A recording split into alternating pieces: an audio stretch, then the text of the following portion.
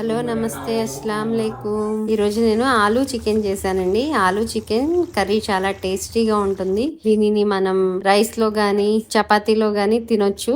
ఏం లేదండి, దీన్ని ప్రిపేర్ చేసుకోవడం చాలా ఈజీ. ఇక్కడ నేను 1/2 kg చికెన్ కి చేస్తున్నాను. 1/2 kg చికెన్ కి 3 ఆనియన్స్ తీసుకున్నాను. ఆనియన్స్ అనేవి సన్నగా కట్ చేసుకొని అందులో ఆయిల్ లో మగ్గించుకున్న తర్వాత అందులో ఉప్పు, కారం, పసుపు, జింజర్ గార్లిక్ పేస్ట్ ఇవన్నీ యాడ్ చేశాను. యాడ్ చేసిన తర్వాత ఈ మసాలాలు పట్టేంత వరకు కలిపేసి అలా ఉంచేస్తే అందులో వాటర్ వస్తాయి. వాటర్ వచ్చి కొంచెం సేపు ఉడికిన తర్వాత అందులో ఆలు పెద్ద పెద్ద ముక్కలుగా కట్ చేసుకుని వేసుకోవాలి. తర్వాత అందులో ధనియా పౌడర్ వేసి 1/2 గ్లాస్ వాటర్ వేసుకున్నాను. ఇది సగం కుక్ అయిన తర్వాత అందులో 1/2 table spoon garam masala powder వేసుకున్నాను. అంతే అండి, టేస్టీ అయిన ఆలు చికెన్ కర్రీ రెడీ. మీరు కూడా సరే తప్పకుండా ట్రై చేయండి. లాస్ట్ లో దించేటప్పుడు కొత్తిమీర వేసుకోవాలి.